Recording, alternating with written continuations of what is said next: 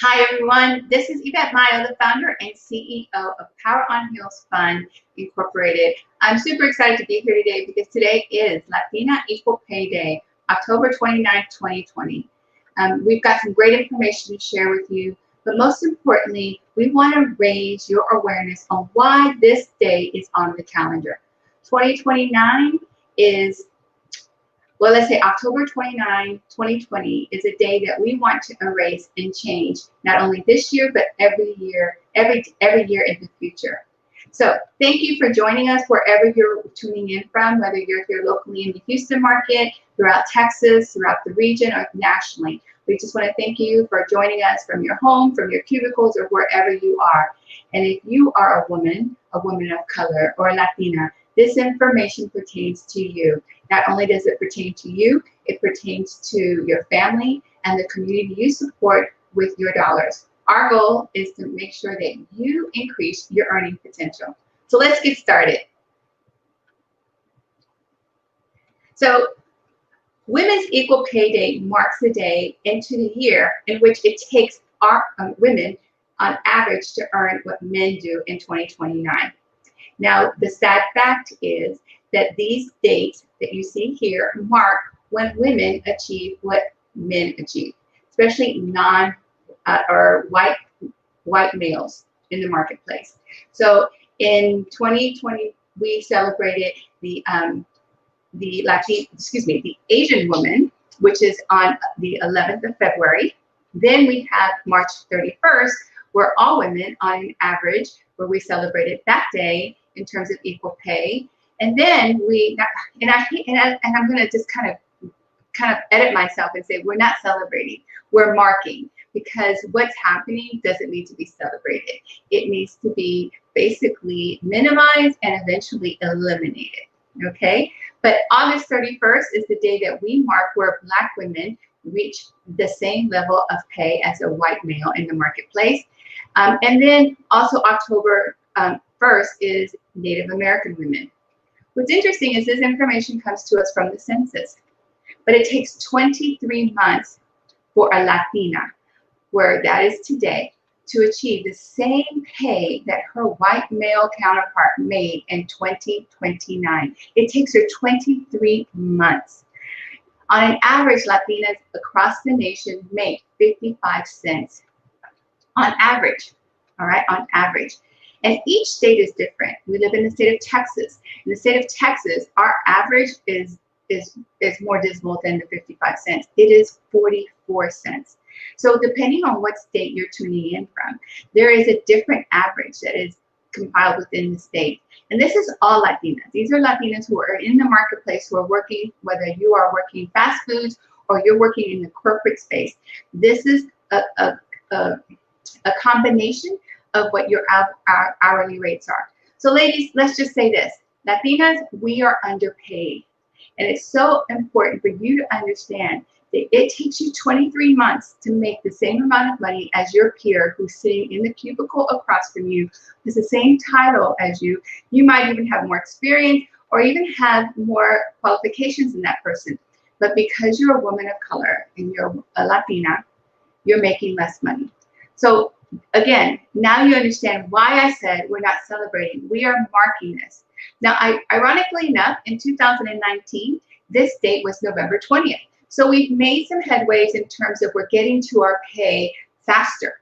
But it really hasn't increased that much. It went down to 54.5 cents from 55 cents. So we got a slight increase. So yay, let's celebrate. Celebrate what? You know, say. But what we want to make sure is we're creating this awareness in you. So you know that if you've been impacted by the cuts in your company, the changes that are going in the marketplace, you find yourself unemployed and you're now interviewing for a new job, I think it's really critical for you to understand that most likely you are being underpaid for the value that you are. So you see behind me, it says, know your worth. So it's important for us to create your awareness, to heighten it, but most importantly, get you ready to get you paid.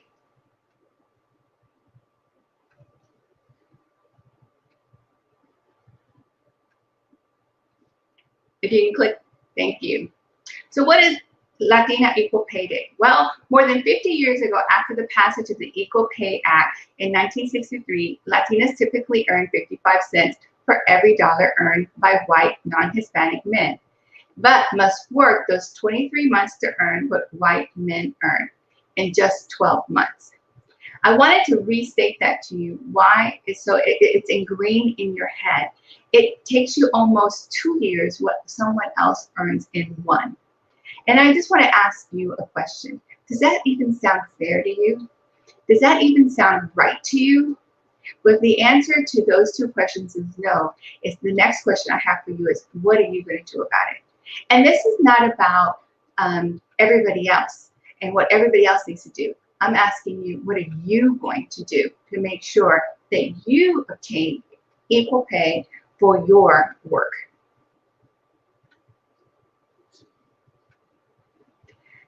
Given this, in the last Equal Pay Day observance of the year, Latina must typically work longer than everyone else. This disparity hurts not only Latinas, but also the families in the communities they support.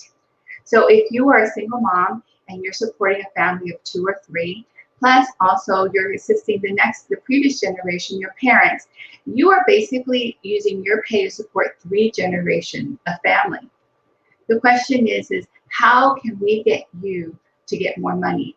And isn't the question now is, don't you need more money so you can help not only your children, but also your family?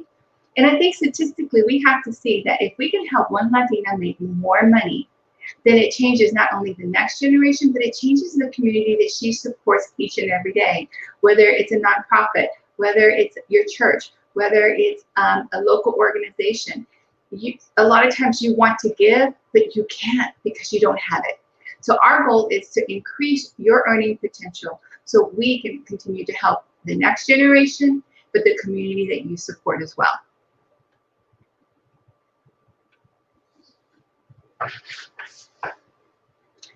So it's time, let's make a change. Let's pay us the full dollar.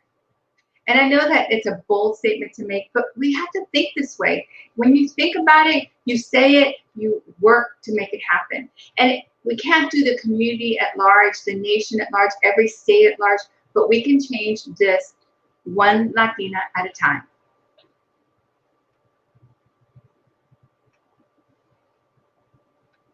But it gets to the point where you have to exercise your power of no. And if you've come to any of our Power Heals events in the past, you know that we talk a lot about your personal power, who you are as a leader, how you speak, what you act, what you say, and most importantly, what you ask for. So, but here we're talking about the power, excuse me, the power of no. And it's important that you understand not only that this day exists, that we need to also know that we need to eliminate this day, but also what you can do to change your earning potential, not only now, but in the future.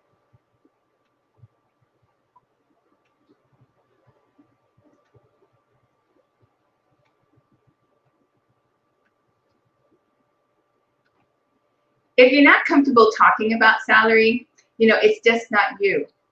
Interesting enough, statistically, 60% of women 5 years ago said they didn't even want to talk about. But now, that number has increased to 68%. So women who are in the job market looking for work, who are standing in front of their boss for their performance reviews, whether they're white women, Asian women, Black women, Native American women, but Latinas, we just don't ask. And why? Maybe it's just we don't feel comfortable. We don't know we can. For whatever reason, is we have to get in a position to get comfortable about talking about our money. Women don't ask. And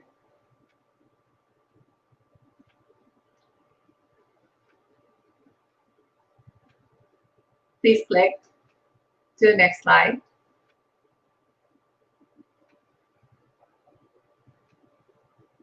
Well, Latinas don't ask. Latinas get paid less. Latinas are more likely to be paid a lower end of the scale because they start at a lower entry level. Because Latinas are currently earning less, Latinas are offered less. And this adds up to a significant amount of lost compensation during one's working career. Think about it. If you are applying for a job today and it offers, and you used to make $60,000, let's just go to that point. But they're only offering you 60 to get a new job, you're going to take it. What you don't understand is the market is paying 80,000. 80,000 for that same job at a different company. You have to get into that place of the power of no, because you need to know this. Because can you imagine how long it's going to take you to earn that extra 20,000 at a 2% raise per year? It's going to take you 10,000 to earn or 10 years, what you should earn now. You're going to earn it in 10 years. That's just too much time to waste. Can you imagine what you can do with an extra 20,000 right now? One of the things that we want to talk about is the tips for asking for more money. Know how much you want to earn. Know that right now. Know that number. Put it in your head. Most importantly, put it in your mouth. Say it. Know it. Write it down. I want, I need, right? I want, I want, I want.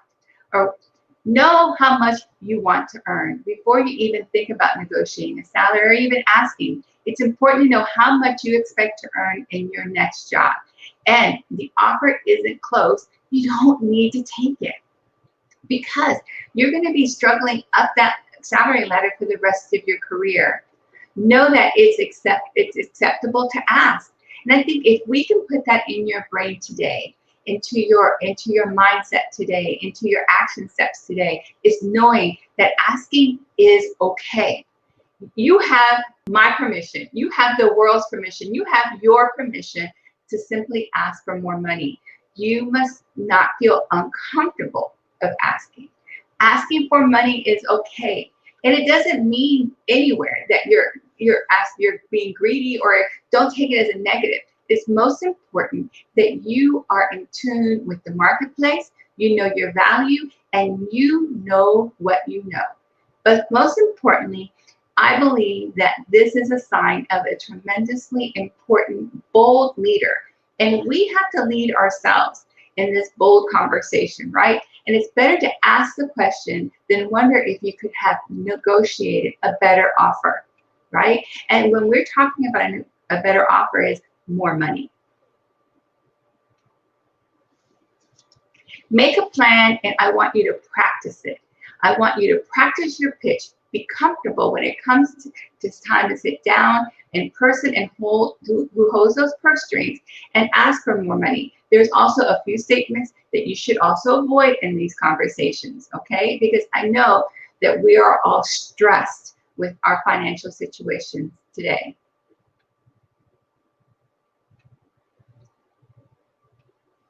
Things you should say is, or what should you say?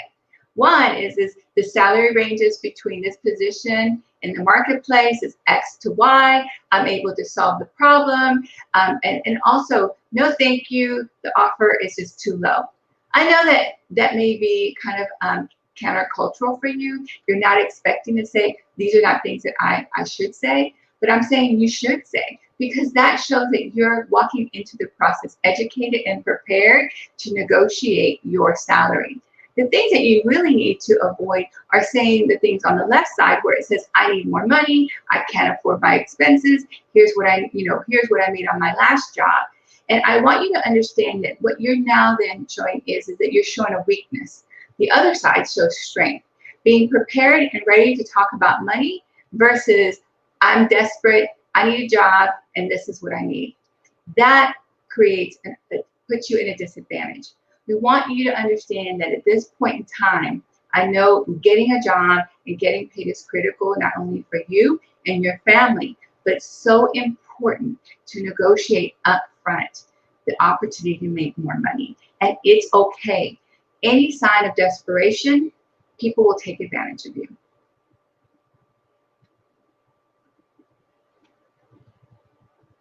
So when it comes time to make a pitch, you gotta be informed. You gotta be informed when you make your pitch. When discussing a job offer with an employer, be ready to explain why you're worth a higher salary. You can share the data you've collected. And it's important that you collect data before, and we'll talk about that here in a minute. But it's important that you talk about that. But most importantly, remind the hiring manager your credentials and reiterate your ability to help the organization succeed. It's okay. I know it's countercultural. We don't talk about ourselves as women. We don't talk about ourselves as Latinas. But if you can't talk about yourself, who is going to talk about you? You know, if you really think about what your resume offers, it's a nice outline of who you are and what your qualifications are, what you've achieved. Why can't you talk about that and feel comfortable about it? You've done it. You've earned it. You've done amazing things. But you've also done amazing things for that employer, but you can also do more amazing things for your next employer. Remind them of who you are, what you can offer, but most importantly, take time to do your research. Know your data. So, next slide, please. Here are some great resources for you. And the reason I'm giving you these resources, and there are a lot more out there, is that we have to walk into these negotiations in a position of power. And the more you know, the better you are going to be equipped. And most importantly, your level of confidence is going to be unbeatable, okay? You're going to be so powerful. Because what happens is, in the past, they say, well, you know, Maria, we're going to give you this much money. And you go, okay. All right. And as long as you had a check on the 15th and on the 30th, you were okay. But can I just tell you, we can't be okay anymore. And right now, in order to overcome this obstacle that we are facing in the marketplace across the country, all right, we have to become bolder in our ask. And here is some places where you can go to find out information. The U.S. Bureau of Labor Statistics gives you a breakdown by state and by industry what the pay scales are in the marketplace, all right? So it gives you a great snapshot of what you should be asking for, right? It also gives you state occupational employment and wages estimates for each state. And then in a couple places, I saw that even breaks it down by county, because think about Harris County versus Montgomery County here in Houston. And then here is Glassdoor and also Indeed. There are salary postings, or there are salary references there that will help you understand if you're a project manager and what industry and what city across the country. Put it in Glassdoor. It'll tell you what the salary is. I think one of the saddest stories I've heard from a young lady not too long ago, where she had been employed at a company for over 17 years. And unfortunately, at the beginning of the year, pre-COVID, she was let go. She was looking for a job, and she was having a hard time even getting an interview. Well, when she finally got an interview, she gave me a call. She said, what should I say? And I shared with her some of this information, and I encouraged her to look and see not only what was on the employer's website, but also what these various different websites were saying. There was a variance between what she used to make at her old employer, and the marketplace was $35,000. She was $35,000 below market. And mind you, she was working in this career for 17 years, or working for this company. One of the things I shared with her is the whole idea of asking and negotiating. So we talked about it. I walked her through some steps similar to this. Know your data. The more you know, the more confident you are. Well, she walked in and for her interview, and she asked for the higher salary. And they were taken aback, but before the interview was over, she got offered the higher salary, even though they had posted that particular job at a lower salary. But she came in at market. It made a $35,000 difference to her family. So it does work, but you have to know your data. You have to know this information, and you have to practice it, because you're going to go in and you're going to pitch it with confidence. And let me just tell you something. When you are armed and ready, you are dangerous, but most importantly, you are powerful.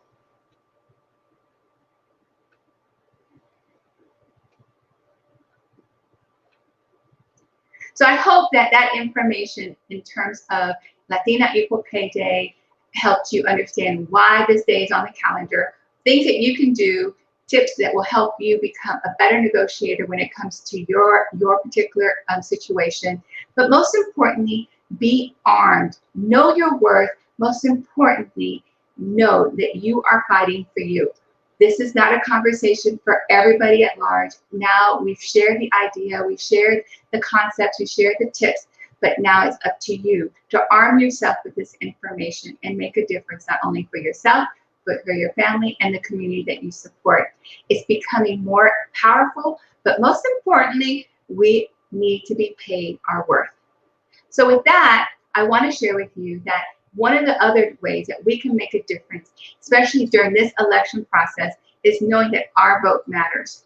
And so you have to give your vote to the person you feel can really make a difference. And one of the things that we have to do is put people in office that are going to help us understand how we can eliminate the equal, or get states and local governments to enforce the Equal Pay Act of 1963.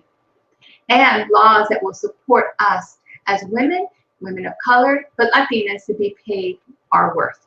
A fair market value for our capabilities, our efforts, but most importantly, all that we are. So one of the things that I'd like to do is introduce to you a partner with us here in our community here in Houston is JOLT. They're an organization that helps increase Latino voting, not only throughout Houston, but throughout the state of Texas. And I know there are organizations in your community that do the same thing, but I want to make sure that we bring Maria Tolentino up front so she can share with us not only what JOLT does, but how can we use our vote to change Latina Equal Pay Day. So welcome, Maria Tolentino. Hi, everyone. Thank you so much, Yvette, for having me on today. Thank you for that amazing presentation. One of the things, and before I get started, one of the things that I've learned, I worked at a company for almost 14 years, and I waited until my annual evaluations to ask for not even to see what they were going to offer. That was one of the hardest lessons, because as a single mom during that time, it was like I was just grateful to have a job. But employers, to be honest with you, employers see how much you're worth, and they do not hesitate to add on the workload. And if you're that go-to person, then you need to be paid for it. To be honest with you, in the last couple of years, I've worked as an HR manager, and I've kind of seen the background of that. And so disclosing income prior at your prior positions is something that is very deterrent, because I would see the same position offered to males with less experience and probably a little bit more education, and their starting pays were automatic. So one of the things that really hits home is that you mentioned before was the know your data, right? Do your research online, see what comparable positions are paying, and do your research and make sure that you're keeping track of your accomplishments during the year, so that you have data to support your request for pay increase. And don't wait for your annual evaluations. There's never a right or a wrong time for you to ask for pay raises, especially if you're being given more work, you're the go-to person, you're training everyone. And that's the thing, like, for me, like, my mother taught me to be grateful for what you have, but I also saw her slave working 3 jobs just to maintain our household, her as a single mother. And yeah, and so we sat in the back burner saying, we're just grateful, we don't have a voice, like, just be grateful for what you get. But with my children, I've taught them that they've always need to speak up for what they believe in, especially if they're piling on the work. So that truly hits home. And and we'll can have some more dialogue after you are done with your presentation. But I think the statistic that I want women to remember is that 68% of the time, we're not asking for an increase.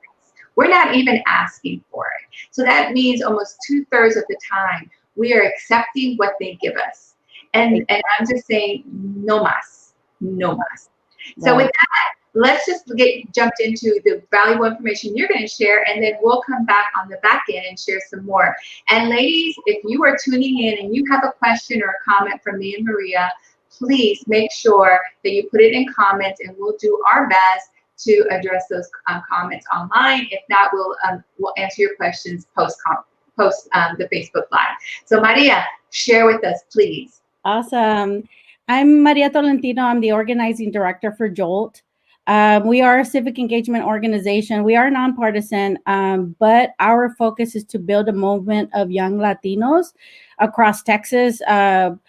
And we have 21 chapters, both student chapters in universities across Texas, and we have city and adult chapters also that we're trying to form. And this year, one of our biggest accomplishments is that we created 2 new high school chapters, because we believe that civic engagement doesn't begin at voting age. It begins as young as possible. We have an amazing program called Poder 15, where we actually go out to the quinceañeras and we promote voter engagement. We talk to the family members. These are difficult conversations that our families are not used to having. And so it's so taboo to talk about politics and religion. And so what we try to do is we try to train our young Latinos to have those difficult conversations, being respectful with their parents, with the people around them, and ensuring that they have that they know that they have a voice. So we have wonderful programs like Levantate Leadership Institute that we just closed out, and it's a civic engagement 101. And so this year, obviously, because of COVID, we went digital and we had an amazing turnout, but it was just the basics, right? We realize in conversations with our students that there's not a lot of information on how to become civically engaged, and we can't rely on your public school systems, because really depending on your teacher stance, that's probably the most you get about civic engagement. So our focus is really empowerment of youth, learning for them to have their voice, that their stories matter, to be proud of their community and their culture, and to be proud of who they are, and to stand up for what they believe in. We're no longer going to be on the back burner anymore. We're going to be heard. And I'm so excited to be on this call today, because it is a topic that is very near and dear to my heart. But one of the things that JOLT focuses on, and our main focus is voting, voter registration. And right now we have launched a Get Out the Vote effort in a couple of cities across Texas, where we're dropping literature off at different homes in homes that usually don't get knocked on our lower income, low propensity communities where politicians don't knock on. And so one of the biggest things is that in Texas, Latinas are the fastest growing demographics in Texas, but we're still considered a non-voting state.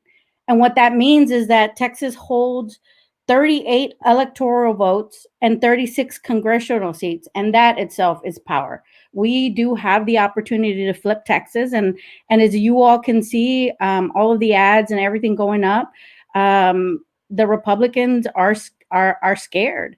And to be honest with you, in order for us to move any type of change and to be able to create change, we're going to have to get out to vote.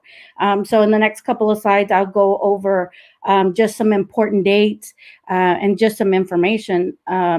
In the last couple of years, I know that I've learned a lot, excuse me, with civic engagement and how important it is in the community. And a lot of people think that just voting in a presidential election is enough, but it really isn't. There are local elections that really affect us and where we can make the most impact and change. And I know there's a lot of buzz around November the 3rd this year because of the presidential election, but there are other positions that are up running for office, and it's important for us to make sure that we inform our community. Some of the, if you can go to the next slide, please. Some of the important dates, as you all know or do not know, we're in early voting right now. So our early voting ends on October the 30th, which is this Friday. And then our main election is on November 3rd, which is next Tuesday. One of the biggest things that people don't know is what do you need to be prepared for? Because when you go in to vote, you're not only going in to vote for, and so making sure that you understand and that you are prepared enough to cast those ballots and correctly and vote for the politicians that are going to advocate change for us. So jolttexas.org/vote. If you don't know if you're registered to vote, you can check registration there. It takes you to a link called votetexas.gov, which is powered by the Secretary of State. If you don't know what's on your ballot or who's on your ballot, there's a link also there that you can plug in your county, and it'll give you a list of all of the people that are on the ballots. And where's my closest polling location? You can Google it. Again, you can also go to jolttx.org/vote, and you can find your closest polling location, or go to votetexas.gov, and you can find the same thing. Enter your zip code, and it'll give you your closest location, and then you can check out the hours. I know in Harris County, there's a couple of locations that are 24 hours. So make sure that you do your research. One of the biggest things is when you get to the polls and you're like, I didn't know all these people were on the ballot.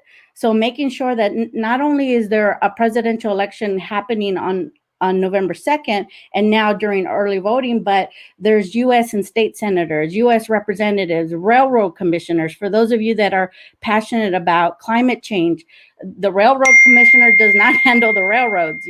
That's something that you need to do your research on. We have Chief Justice Supreme Courts, judges, State Board of Education, sheriffs, county commissioners, justice of the peace, county constables. It just really depends on what county you're in.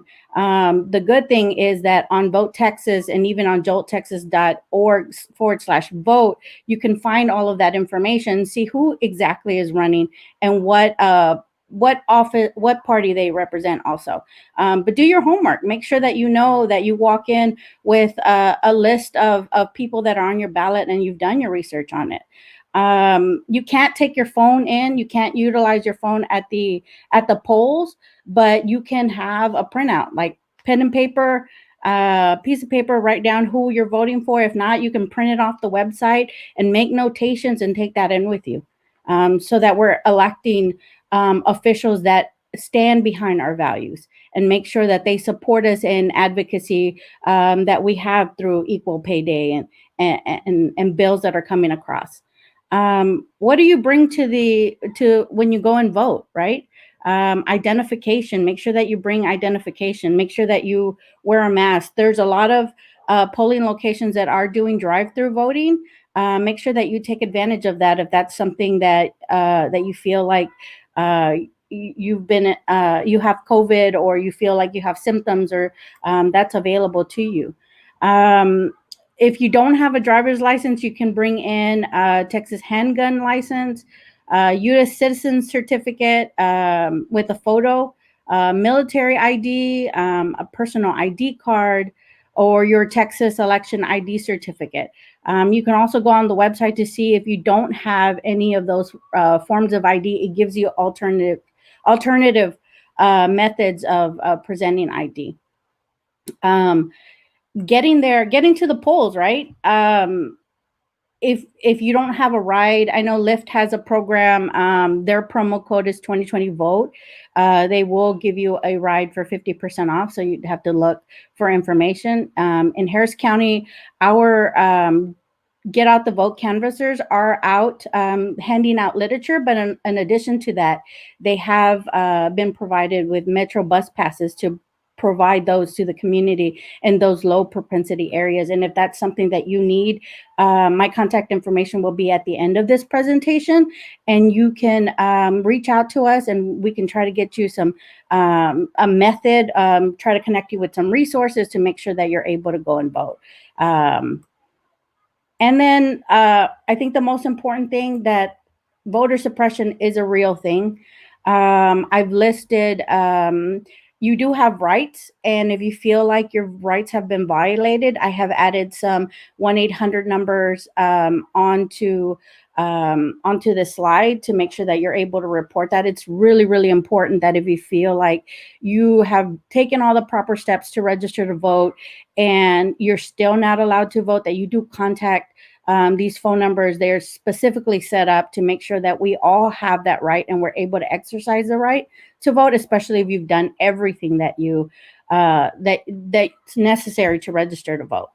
And last but not least, tell your friends, tell your family members. One of the biggest things that we don't do in our community is that we don't make this a big deal. We don't make this an event. um, I know I myself have been waiting until all of my children are available to go and vote, and we're going to do this as a family affair.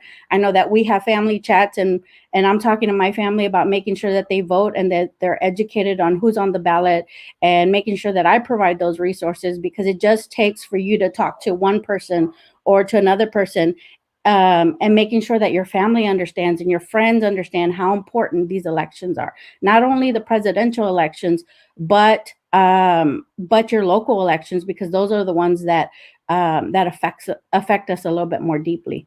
Um, and just coming back to Latino Equal Pay Day, for a really long time, I know that in generations past, I know in my experience that we were taught to just be grateful for the things that we have a privilege of living in the United States, and all of the hardships that our family has come through. But don't let it end with you. Make sure that you're advocating for your rights. Make sure that people are not taking advantage, and that a living wage is not a right. It's not a luxury, and sometimes it's not enough for our community to be able to get to the next level, to send kids to school, and that we advocate for each other. I know that as a manager, as a director, working in human resources, I did my best to make sure that I leave a pathway for someone behind me, and I lead by example, and I advocate for those that sometimes don't have their voice. So I encourage you to do the same. Speak up, make sure that people know where to find information. And if you need information, we're a wealth of resources. We have organizers in Dallas and Houston and Austin, but you can always email us or go on our Facebook page and we have an amazing team that will respond back to messages and questions. And we do a lot of live sessions where we try to educate our communities and make sure that they understand what's at stake for us. Try to talk about important topics. So make sure that you join in. For us, it's called JOLT Talk, and we usually have it every other Thursday. And just make sure that you have the enough information to make educated decisions, and are communicating that with your family. And so I will post that information in the chat in case that you're wanting more information on some of the events that we have. And last but not least, the election does not begin on November 3rd. It ends on November 3rd. And we need to make sure that we get ready for it now. As we saw in the last election, on election day, people were waiting in line for hours. So if you're able to go and vote early, make sure that if you're able to, but if not, just be prepared and be patient, and make sure that you cast that ballot. Last but not least, we do have volunteer opportunities. We do a lot of advocacy right now. This past Wednesday was our last day to do phone banking to make sure everyone got out the vote. But if you want to sign up, there's a QR code. We do volunteer hours every Wednesday, and we plan different activities on how to inform our community. And my contact and email information is on the screen now, but I will put it in the chat, and we'd be more than happy to hear out your suggestions, any type of topics that you might want to hear in our JOLT Talks. And we've got amazing leadership programs coming up and planned for 2021. I'm super excited because we are doing our second series of Arriba las Mujeres. This year, it was the celebration of the 100th anniversary of the women's right to vote. And so we plan on continuing that in 2021. So I'm really looking forward to that. So stay tuned. Join us on Facebook at JOLT Action, and we'll post information about our events and upcoming summits and leaderships in 2021. Awesome. Awesome. Good. Great information. Maria, thank you. Thank you for joining us. So ladies, see, here we are talking about Latina Equal Pay Day. The fact that you have the ability to exercise your power. and most importantly, your power to negotiate a higher wage, a better wage, a fair wage, what you are worth. And then we now have moved over to the conversation about your vote. Your vote is not just on November 3rd, as Maria mentioned. It ends that day, and we start the cycle all over again. So, Maria, thank you. So, Maria, will you do us a favor? Can we, yeah, there we are. So let me ask you, Maria, you shared some great information because you came from the HR and side of things, and you saw the discrepancies and the challenges that women had to face in that space. So did you see that women didn't become advocates for themselves? Did you see that firsthand? Yes, absolutely. And one of the things that I mentioned earlier is becoming an advocate for your fellow women, especially knowing that they have the experience and the skills as their counterparts. I really not supposed to, but I was telling them, do your homework, do your research. You know, I see that they would come in and they were grateful for the salary that they were offered, but I knew that they were worth so much. So once they came in the door, I would advise them, keep track of the work that you do, keep track of the data, the progress, what you've made improvements in the organization and your contributions. And so, yes, I see it all the time where we don't advocate for what we're worth. And there's a lot of tools online. I worked for the workforce for almost 14 years, and working with especially single parents, I worked with social services programs. And so a lot of domestic violence, there was a lot of confidence issues. And I think that as an underlying barrier to us feeling that we're worthy. But we have the skills, may not have necessarily all the education you need, but if you have the skills, Right. And as mother and as women and head of households, because we truly are the head of households, we run bills, we run kids back and forth. Even if you've not worked before and you're looking to get into the workforce, learning how to post those transferable skills onto your resume so that you're able to sell yourself, and learning how you're to sell yourself. One of the biggest things that we teach at JOLT is the story of self, right? Once you learn how to sell yourself and your skills, it opens up the doors for a lot. You know, and I think I wanted to say to you, I think it's important, just a little bit about what we do at Power on Heels Fund. When we started our organization, we're just 2 years young. We're still babies and toddlers in this marketplace, but we are just running after this. We are advocates for gender pay gap inequity and the impact it has specifically among Latinas.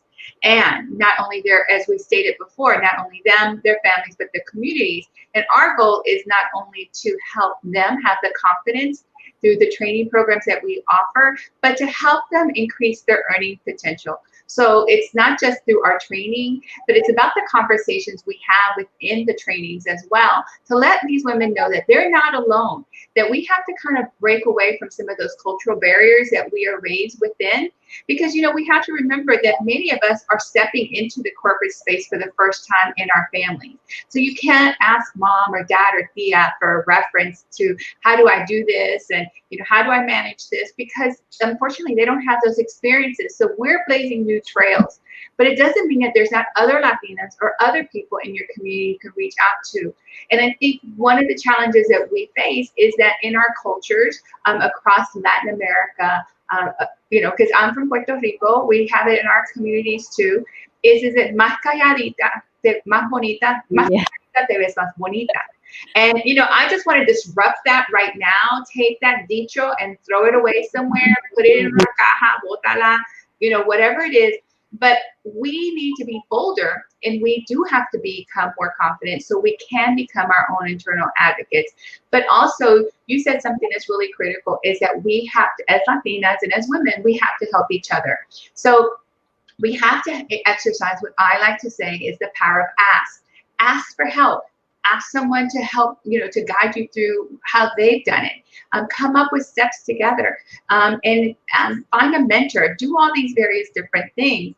But at Power on Heels, our training is really to help enrich the lives of these women, cultivate future leaders, but make every effort we can to eliminate how pay gap inequity impacts the lives of Latinas.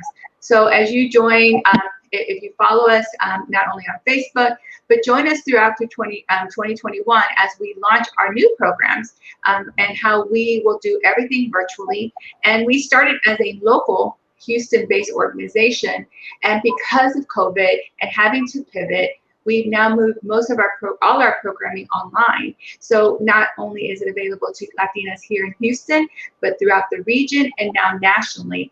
And in July, when we had our program, the Latina Power Purse program, we were able to not only have 8 states represented, but we even had women from Mexico join us as well. So we're looking to get this information on how to negotiate, how to become a stronger advocate for yourself, how to become a stronger leader through all our programming. So continue to follow us. But I want to just come back to something you said. You are working with very young women. And I love that. How young are the women that JOLT is now approaching and sharing your knowledge with, or your training with? So this year we were very fortunate to launch our very first 2 high school chapters, but we work with women as young as 15 with our Poder 15 program, and teaching them how to have difficult conversations, obviously respectfully, but making sure that they understand that just because they can't vote doesn't mean that they can't civically engage with their communities. There are some of the most powerful voices that we have, especially on social media. I love working with youth. I've been working with youth for a really, really long time. And one of my favorite things is to give them information to kind of fill in that education gap that they really don't get in school, and maybe not with their parents, but through no fault of their own, only because they don't know. One of the biggest things that I want them to learn is that the sky's the limit, right? If you have the dream to go to college, to go to technical school, to pursue that dream and how to get there. Not only that, that to start planning early for to start building financial wealth. We don't have conversations about finances. And so my hope that for 2021 that we bring a lot more professional development through to our student chapters, and making sure that they know how to get scholarships, they know how to get funding, landing the internships, how to market themselves, giving them transferable skills that they can take on somewhere, and that knowing that they're already leaders just by participating in these chapters and volunteers. I think that's things that we don't do. Yeah, they have to know their leaders. A couple quick things. We have Lucia Margarita, who in comments has a question. Is this information available nationwide? So thank you, Lucia, for that question. So if I will answer on behalf of Power on Heels, and then I will let Maria speak about JOLT. But yes, our information, we are now offering all our programming online. So if you follow us on social media or go to our website, you will see all the programs that we will be making available and continue to make available to women of color and Latinas everywhere. So join us on poweronheelsfund.org, or on our Instagram or Facebook, and at Power on Heels SF, and we will keep you abreast of all the programs that we have, and not only helping to minimize what pay gap inequity is for women, creating more financial literate communities, cultivating leaders, but also emotional intelligence, helping to build the confidence in these women, all of these women who come and join us through all our events. And Maria, how's your programs available? So our program is Texas-based, but it doesn't mean that our leadership programs that are online are limited to just Texas, although we focus a lot around Texas because there's a lot of change to make in Texas. And we do focus on chapters and schools within Texas. But again, our programming, our JOLT Talks are live on Facebook. And our Arriba las Mujeres program will be around Texas because we'll focus on a lot of Texas law and a lot of changes that we'll want to make. One of the cool things about Arriba las Mujeres is that we teach them how to make videos and edit them and interview politicians and talk about the journey on how they registered to vote, giving them a voice. And then we use that content on our social media to connect with communities so that they're relatable. I think one of the most powerful things that we do at JOLT is that we use art that really is important to our community, because our culture revolves around art, and making sure that we have a narrative so that our communities can connect. I can't tell you how many times I've heard from young people, I feel like I don't belong. And that's what we're trying to do. We're creating a space where they're excited about who they are, that they're proud of who they are, and that they do feel like they belong. So that's our mission at JOLT, and making sure that our communities are well informed, and especially in the communities where people don't usually go out and reach out to, in our lower income neighborhoods. And so that has been our focus in Texas around. But again, our programs are available online. We're at JOLT_action on Facebook, jolttx.org. You can always go on to the website and take a look at the amazing things that we're doing. Well, thank you so much, Maria. You've been a wealth of information. One thing that Maria and I will be doing is doing more partnering, hopefully here in the weeks and the months to come. So you'll see more of Maria on Power on Heels Fund.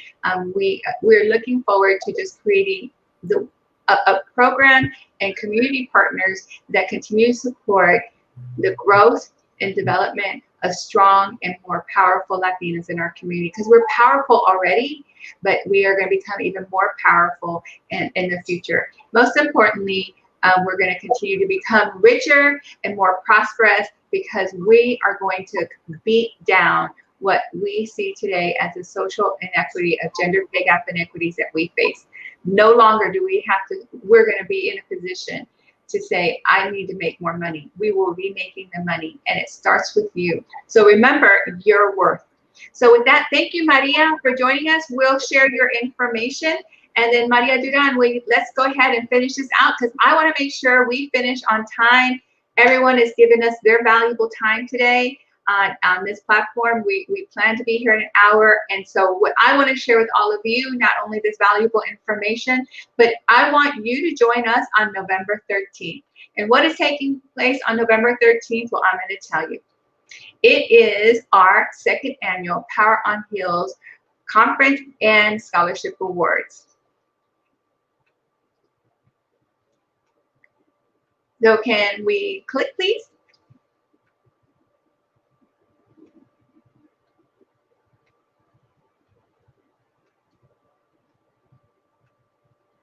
So during this time, we, throughout the year, we do our Latina Power Purse program, which it is our enrichment program. During this, women are taught a full day of training that helps them to become more confident in emotional intelligence, as I mentioned before, also become more stronger leaders, but also develop financial mastery. Once they complete the training, these women qualify to apply.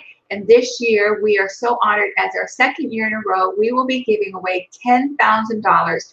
Each recipient will receive $1,000 to apply to their college education, so they continue their education. But we also do something different at Power on Heels. We offer scholarship to Latina professionals and business owners, so they can take courses and training programs to increase their earning potential in the marketplace. And so it's up to them to enroll in these programs, and we pay those institutions. So we're super excited. So join us on the 13th when we make the announcement of our valuable scholarship and deserving the scholarship recipients. The other portion of it is we have our amazing keynote speaker, and her name is Sina Paredes. She is an amazing, innovative designer, and she's going to be sharing her journey as an entrepreneur, but most importantly, as a Latina, as an immigrant, finding her way in this community.